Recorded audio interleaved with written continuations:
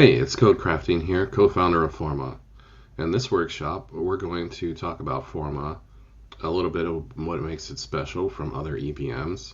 We'll touch on some of the tools you can use to get started on development. We'll take a look at a starter kit that we have that you can use to quickly get going on creating NFTs. And we'll end the workshop with creating our own composable NFT that is based on other NFTs on the chain, specifically on the Mammoth NFT. All right, so Forma is a sovereign network for on-chain creators. We're fully EVM compatible, which means you can use any of the tools that you're familiar with to develop on the EVM with. This includes things like Foundry, Hardhat, VM, WAGMI, Ethers, and others. We're permissionless, which means you can deploy a contract without our permission, but we have a set of custom precompiles that make Forma different than other EVM chains. Now, these precompiles range from utilities to aid in smart contract development and make it a little bit nicer. These include things like string utilities, base64, integer utilities, to other things that help make Forma NFTs a little bit special, and those include some JSON precompiles and some compression precompiles, and this is what allows the on-chain metadata. In addition to that, we also have an SDK that we published. This is published on NPM, so you can just include this in your project, very similar to how you would include the Open Zeppelin SDK. In fact, ours is largely built on top of theirs and just takes and kind of expands it. There's a GitHub for it here. I'll just point out some of the interesting things. In utils, this is where you'll find all of the libraries for the precompiles that we currently have. As you can see, the base64, compression, integer, string, and then a couple of JSON ones.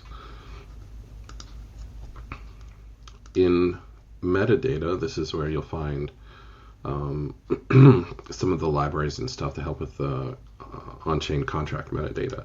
In particular, this token metadata, abstract contract here. If you extend this, then your token will inherit the ability to have on-chain metadata. And then I also want to point out here this token metadata editor. This kind of makes it easy to construct the JSON for the metadata on-chain. We'll see that in a little bit when we make our composable NFT. And then this token metadata reader. This is a library that contracts can use to read the metadata of other NFTs. And we'll also use this when we create our composable NFT here in a little bit.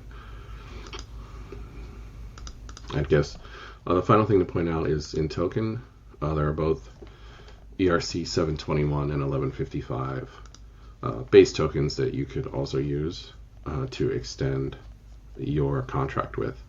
And I guess the final thing to point is that in addition to basic versions of these tokens, we also have upgradable versions of them as well, if you wish to use them with a proxy so that your contract is upgradable. So now we're going to take a look at the starter kit. The starter kit is basically an ERC 721 contract, a pretty basic one, but it comes with support for the on-chain metadata and royalties as well. And the starter kit also includes a very simple front-end application that you can use for minting NFTs. And this is just kind of like meant as an example you can use, or you can take it and extend it and build on top of it. So let's go ahead and get started. We'll clone the starter kit into a new directory. I've already made a directory here, so I'll go ahead and clone it in here. Cool. All right. After we clone it, go ahead and install the dependencies with PnPI.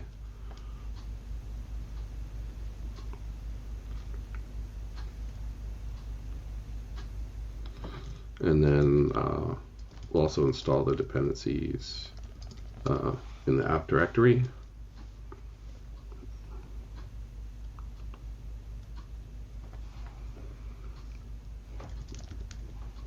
Cool, that's done. So we'll go back to our starter kit on the repo and take a look at the README here. So we have done step one. We've installed the dependencies, configure environment variables. We'll go ahead and do that. This is just basically copying the env.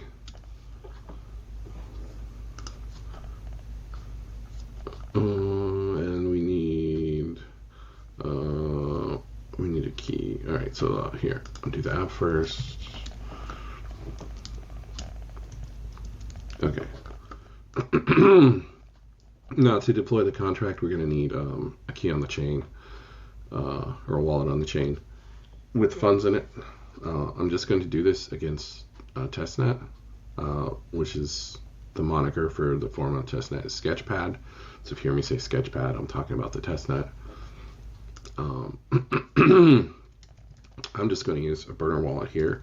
So I'm going to go ahead and make a new wallet with cast wallet new.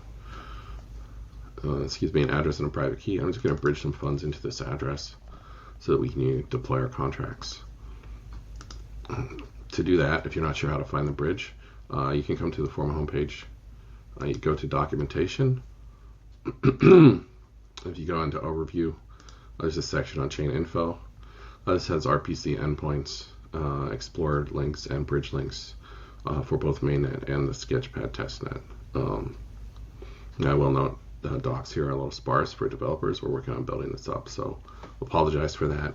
More documentation is coming, but hopefully the SDK and the starter kit can get you going. And if you have questions, feel free to come in to the Discords and ask us, and we'll be happy to answer. Okay, so I'm going to open the bridge. The bridge on testnet. I want to deposit, connect my Kepler wallet.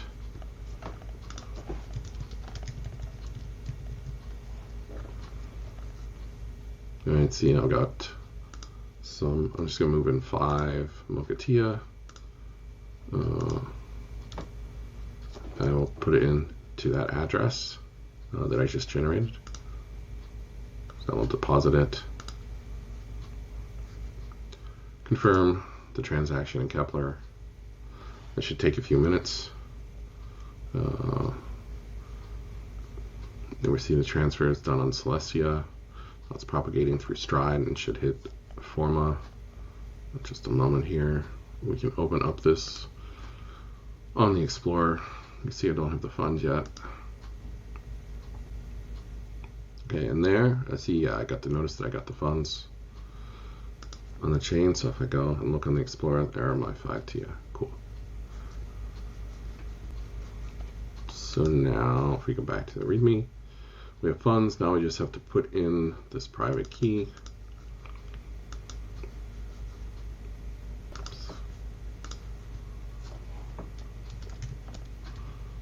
I'm just going to open this in my IDE. I'm going to change the size of it here, make this a little bit easier to see. All right. So in my ENV local, now I need the private key. I'm going to fill that in there. And if we go back to the README, then the next step, we want to configure the contract parameters. So in scripts, there's a deploy and a verify script. There's also where we set up the contract metadata for the contract and everything here. So we'll go ahead and do that. I'm not going to change anything. This, I believe, yeah. Oh yeah, I'm not going to. I'm just going to leave this the same, just so you can see it. Now back in our console, we can compile the contracts.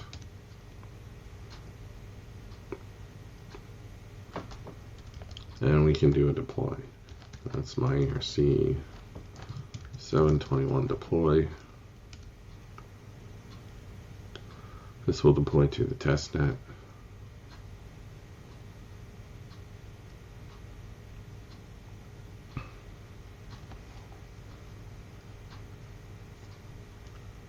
You see it's deployed now. We have our contract address. There's the transaction hash if we want to look it up. Now all we have to do is we fill in the address here so that the scripts can use it. And then also in our app, in our ENV, we want to fill in the address here as well so that the app will run. All right, now that we've done that, we can verify the contract. It's just my ERC 721 verify. You see it's sending the verification to the Block Explorer right now. It'll just take a couple seconds for it to come back and tell us that it's ready. It says it's successful. We can copy this address here if we want to. We can look at the contract on the Explorer and we can see that the contract is verified. We come back to the README for the starter kit. We verified the contract, and the last thing to do is run the front end. So let's go ahead and run it. This is going to start a Next.js app on localhost. This example app is using Next.js with Rainbow Kit, WAGMI, and VM. But of course, you know, as I said, Forma is fully EVM compatible, so you can use whatever tools you're comfortable with, you know, working with EVM. All right, so we should be able to load up the front end now. All right, it loads. It's cool. I'm gonna disconnect. All right, so this is the starter kit. This here is the contract that we actually just deployed with its metadata. We can view the collection. There's nothing here because we haven't minted anything, or we can mint an NFT and we have to connect our wallet to do that. Now this example contract, only the owner of the contract can mint NFTs, so that's that wallet that we just created. So in order to do that, I need to import that into MetaMask. So if I go back to my private key here, import an account private key, we're going to import. All right, that imports as account 27. All right, so we're going to connect our wallet. This is Rainbow Kit. I'm just going to use MetaMask. Connect account 27. All right, we'll just do this as an example to show to run through minting an NFT. So we're just going to call this amazing NFT description. I don't know if this is a really good NFT. The image URL, highly recommend using IPFS over a centralized server. I have some assets here in Filebase, which is what I use, but you can use any IPFS provider and gateway of your choice. I'll do example NFT1. Just copy the CID. And you want to prefix it with IPFS : //. That way it's not tied to a specific gateway. And then front ends can just use whatever gateways or CDNs that they have in place. I'm gonna add some tags here. I don't remember exactly what this NFT looks like. Black glitch, dope. We can add some traits if we want. I'll just add a couple just to show. Generation prime. We'll add evolution. Mood, somber. I'll go ahead and mint the NFT. This will bring up our MetaMask. Let's confirm the transaction. Shows it's minting. And it's minted. So if we go to collection, it should show up. And then there's the NFT that we just minted.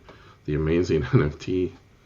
Now, this front end is pulling from an API, which we manage in-house. This is the Modularium API. So back in our starter kit, in the app, if you look in the ENV example, there is this public API base URL, and this is set for Sketchpad right now. If we copy that and go to /docs, this will bring up the documentation for the Modularium API. There's all kinds of API endpoints in here that you can use to get information about collections and tokens and balances of holders and stuff like that, as well as marketplace activity, like statistics, listings, buys, sells, that kind of stuff. This API is available for anybody to use, to build off of. And we're using it in the starter kit specifically to get a list of all tokens. So we're calling this get all tokens endpoint that returns the tokens and their metadata, which is being used to generate this display here. So that's the starter kit. Next, we're going to take the starter kit and we're going to modify it a little bit and make an NFT that composes itself of other NFTs, specifically of a Mammoth NFT. And what we're going to do is we're going to make security badges for the Mammoths. Okay, now we're going to make an NFT that's composed of other NFTs, and this will kind of show you some of the things you can do on Forma that are either more difficult to do on other chains or you can't do permissionlessly. So because all tokens are interoperable, they share the same sort of standard around retrieving and reading the metadata and storing it on chain. It means that NFTs can talk to each other, and through that permissionless communication, we can use them as building blocks to create other NFTs and create this whole sort of composable ecosystem.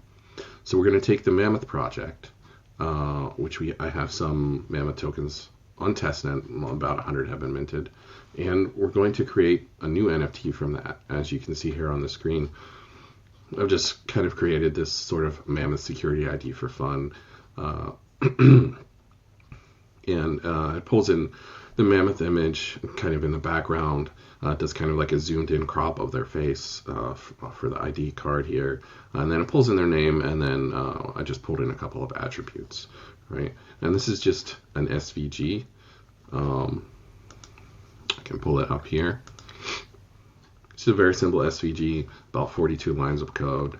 And we're going to take this and we're going to use it to make an NFT where the owner of a Mammoth can make a security ID for the Mammoth that they own. To get started on that, I forked the starter kit repo. It's called Mammothon Workshop. This repo is also in GitHub, so that after after you watch this video or while you watch it, you can kind of download it and follow along. So we're going to start by copying the my ERC 721 contract to a contract called Mammoth ID. Now I just want to highlight a few things that we're doing here. So we're going to pull in that token metadata reader because we want to read the metadata from the Mammoth contract. Right? We're also going to use the token metadata editor because we need to compose and create the new metadata, and this makes it pretty easy to do. We'll also be using the strings because we're actually going to store that SVG on chain in the contract as like a template, and we can use the strings precompile to do some string replacements without using much gas. And then we're also going to pull in the base 64 because we're going to store the image in the metadata as an SVG base 64 encoded in a data URI. So here we're going to define the Mammoth collection. This is the address for the Mammoth collection on the Sketchpad testnet. And then we're going to change the mint function. So here we're going to require that the token ID that you want to mint, that you are the owner of that Mammoth. And then here's where the token metadata reader comes in. So on the Mammoth collection, we're going to read the token metadata, and we're going to get the name and the image. And then we're going to read some of the token attributes, and we're going to get the eyes and the tusks. All right.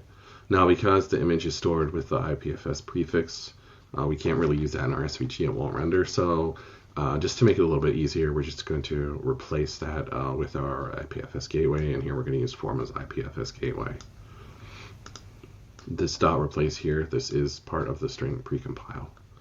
Then we're going to generate the image for our security token. And then as you can see here, we have these like uppercase. Just because I think it looks better. So we're going to generate our image. We give it the name, the image, and then these two attributes we're going to send, but we're going to uppercase them. And this two uppercase, again, this is part of the string precompile. We'll look at that in a minute, but we'll just keep going through this for now. Then we build the token metadata, and to do that, we'll use the token metadata editor precompile. And we're using it for string. So we start with an empty object, and then we can just call set token metadata And this is not my path. This is actually set token metadata, because I started working on this and realized that wasn't great, so I updated it. So we set the name to the Mammoth name. We'll make the description. We'll just say it's a Mammoth security ID. Create the image. And then we set the attributes for the eyes and tusks as well. Then here we call set token metadata. This will set the metadata on chain for this token ID. And this next line here, we're cementing the token metadata. So the contract that this uses, this extends the Forma's ERC721 cementable. What this means is that token metadata is mutable and can be updated until it gets cemented. And once it is cemented, it is then immutable and can no longer be updated. So once we've generated the card, we're probably not going to update it again, and we don't want to maybe leave it open-ended, so we'll go ahead and cement it, and then we will mint the token to the recipient that is passed to the mint function. Now let's quickly take a look at the generate token metadata image. Basically that takes this here string, which is our SVG, and we kind of templatized it a bit, where the name, the eyes, and the tusks go. We've added these sort of like template variable type things, and we did the same thing for the image down here. So very simply, all it is we take that string and then we just do a few string replacements. And again, this is through a precompile, so this is like very, very low cost of gas to do this. And then we want to return a data URL for the SVG that's base 64 encoded. And again, this base 64 is a precompile. And that's basically the Mammoth contract. I just have to do one thing. I have to go and update my version of the Forma SDK here, because I did make a change. So I'll go ahead and update that. And we'll update our PNPM packages.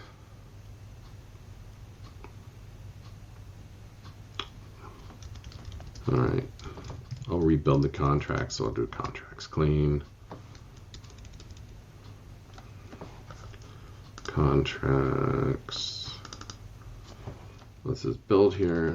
I did rename this to compile. So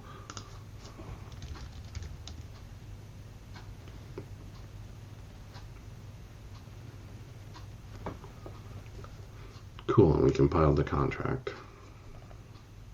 Now we want to deploy the contract. I have made a deployment script here. I just copied the ERC721 deployment script and updated it for the Mammoth ID. So in package here, we can just add a couple contracts to deploy and verify the Mammoth ID contract. So we'll go ahead and deploy it using the same wallet we created earlier.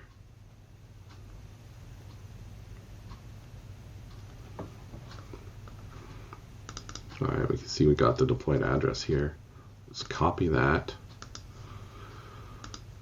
fill that into the config,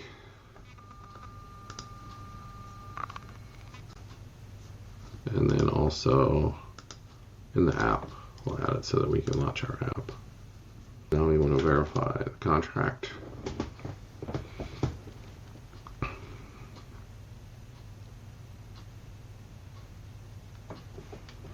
Waiting for a result. Should be any moment now. There it is, and the contract is verified. And now we can run our app. Now, while the Next.js app is starting, I did make some changes in here. I added the EBI for the new Mammoth contract because it has a few different entry points from the other one. If you're unsure how to get that, after the contract is compiled, there is this artifacts, contracts. There's a directory for the contract, and then there's an abi.typescript file, which is the ABI. I just copied that to the app. The other thing that we did is the mint page. We don't need all that stuff. We just need an ID for the Mammoth, so I updated it to just take in an ID for the Mammoth. Now, this is not checking that the ID you put in is owned by the wallet that's connected. You could add that. I'll leave that as an exercise for the viewers of the video or anybody who wants to try to do that. Feel free to submit a PR to this repo. That could help others. But the contract is checking that you are the owner, so I'm just going to leave that for now. And then the other thing I did was in the collection, because these are SVGs as data URIs that contain links to external images. You cannot render them in an image as a source. The browser won't do it for security reasons, so instead I just added a check here that if the metadata image starts with base64 SVG, we load it in a sandboxed iframe. All right. The Next.js app should be ready. So we can go ahead and load that.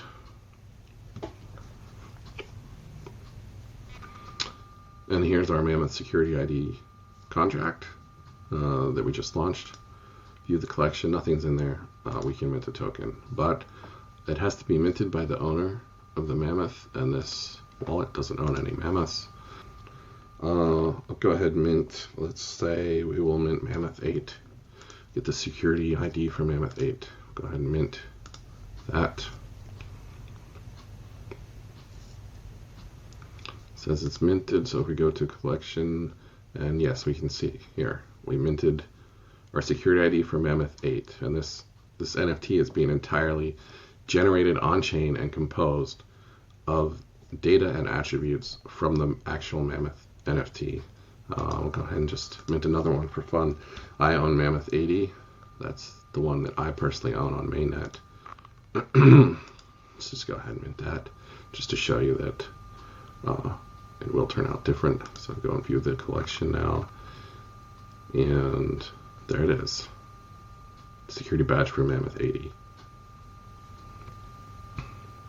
All right, and cool. And so that's just kind of a quick rundown on how NFTs can read and use data from other NFTs on the chain, and it's completely permissionless as long as the NFTs implement the iToken metadata interface. Then they can do it.